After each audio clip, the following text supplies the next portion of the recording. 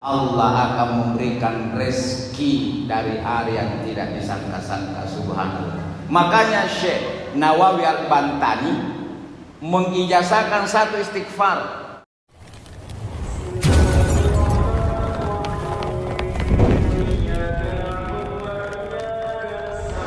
Dan saya kira selaku manusia normal pasti ingin kaya supaya bisa beramal lewat kekayaannya. Sebagai orang yang beriman kepada Allah sudah menikah, pasti ingin mendapatkan anak keturunan, bukan hanya yang sukses secara duniawi, tapi bisa menggandeng kedua orang tuanya masuk surga. Semuanya ada di dalam agama kita, khususnya keutamaan beristighfar. Di dalam Al-Quran surat Nuh ayat 10 sampai 12, Allah Subhanahu wa taala berfirman, wa qultu astaghfiru rabbakum innahu kana ghaffara. Nuh berkata, beristighfarlah kepada Allah Subhanahu wa taala, innahu kana ghaffara, sesungguhnya Allah Maha Pengampun. Kemudian Allah memberikan janjinya, yursilis samaa 'alaikum bidarara, niscaya Allah akan menurunkan hujan yang lebat kepada kalian. Wa yumdidukum bi amwalin wa banin, niscaya Allah akan memberikan harta yang banyak kepada kalian dan juga anak-anak yang banyak kepada kalian. Wa yaj'al lakum jannatin wa yaj'al lakum anhara, dan niscaya Allah akan menyediakan kebun-kebun kepada kalian dan juga sungai-sungai kepada kalian. Ayat ini sungguh luar biasa, yang mengatur hidup Allah, yang mengurus rezeki Allah, yang menyuruh kita kaya Allah. Dan jawabannya ada dalam Al-Quran. Makanya Syekh Nawawi Al-Bantani yang kuburannya saat ini ada di Mahlak. Saya setiap tahun antara jamaah ziarah ke kuburan Siti Hadijah, termasuk Nawawi Al-Bantani dan Syekh Maimun Subaid. Ini Nawawi Al-Bantani hadirin orang Banten, gurunya Kiai Haji Ahmad Dahlan, gurunya Hashim Asy'ari, gurunya guru ulama-ulama Indonesia.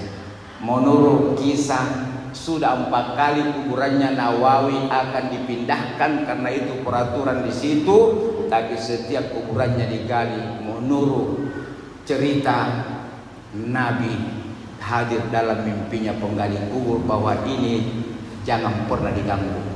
Subhanallah. Beliau meninggalkan beberapa amalan kepada kita. Salah satu di antaranya keutamaan mengamalkan istighfar.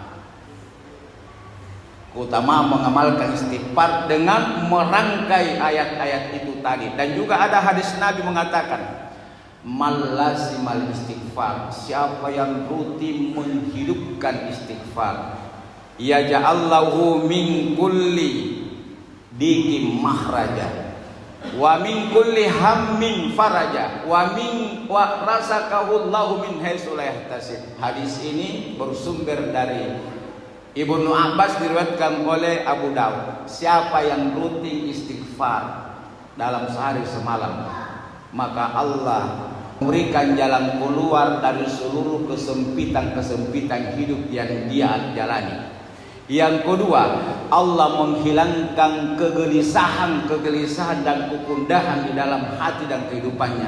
Yang ketiga, Allah akan memberikan rezeki dari arah yang tidak disangka-sangka, subhanallah. Makanya Syekh Nawawi Al-Bantani mengijazahkan satu istighfar. Karena banyak itu istighfar jamaah Jumat yang dimuliakan Allah.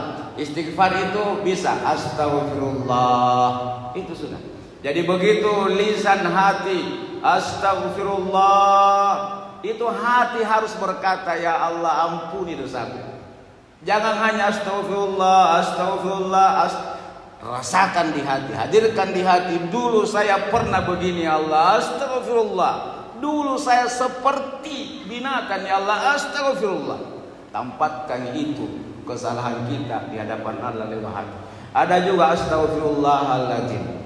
Ada juga astaghfirullahaladzim allazi la ilaha illa huwal hayyul qayyum wa atubu ilaih. Ada lagi istighfar itu astaghfirullah allazi la ilaha illa huwal hayyul qayyum wa atubu ilaih. Kemudian istighfar yang diijazahkan oleh Syekh Bantani cuma tiga kata. Apa itu? Astaghfirullah innahu kana ghaffara. Yang di surat Nuh ayat 10, faqul tastaghfiru rabbakum innahu ghaffar. Jadi astaghfirullah innahu kana ghaffar, tiga kata. Beliau mengatakan bersumber dari beberapa ulama dan juga dari dalil, siapa yang menginginkan rezeki dalam bentuk harta, dalam bentuk anak, dalam bentuk keturunan, dalam bentuk kebun, sawah dan sebagainya, dan ingin mendapatkan surga, maka ada kaifiat mengamalkan istighfar ini. Yang pertama, luangkan waktu mengucapkan istighfar ini 70 sampai 100 kali setiap selesai salat fardu. Astaghfirullah innahu kana ghaffar. Kalau dirasa terlalu berat, maka 70 kali atau 100 kali cukup di dua waktu salat, sesudah salat subuh dan sesudah salat asar. Astaghfirullah innahu kana ghaffar. Kalau kita punya keinginan mau cepat terwujud, maka awali dengan salat hajat, baru istighfar 4440 kali di malam hari. Astaghfirullah innahu kana ghaffar. Apa keinginan tak? Apa masalah tak? Praktekkan ini kata beliau. Tapi ketika kita memiliki masalah yang sangat pelik, jalan keluar semuanya buntu, dan kita punya keinginan yang mendesak, maka beliau menyarankan amalkan istighfar 3 kalimat ini 100.000 kali.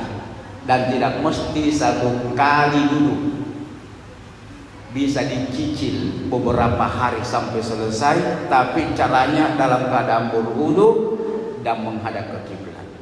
Beribu-ribu keistimewaan istighfar. Dan sebagai hamba yang sadar bahwa tidak pernah kita luput daripada dosa dan kesalahan kepada Allah, baik disengaja maupun tidak disengaja, maka salah satu penghapusnya adalah istighfar.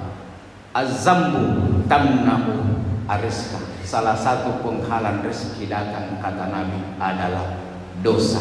Dan setiap penyakit ada obatnya, dan setiap dosa ada penawarnya, yaitu astagfirullah. Jamaah Jumat yang dimuliakan Allah Subhanahu wa taala, semoga apa yang kami sampaikan bisa mendatangkan keberkahan buat diri saya, kita semua, dan juga kepada seluruh umat Islam dimanapun berada. Amin Allahumma amin.